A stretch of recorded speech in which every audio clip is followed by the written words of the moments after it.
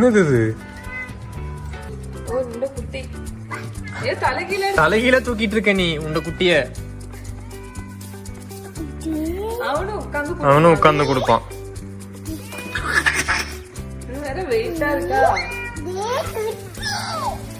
குட்டி லியோ கூப்பிடு. லியோ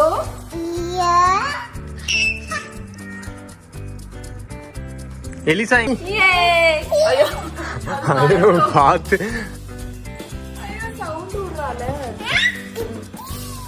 നീ ഒച്ചുണ്ടാക്കി അത് ഓടും. കുട്ടീനെ തരവാ. ഇവിടെ കുട്ടി ഇങ്ങ വാ ഉക്കാര്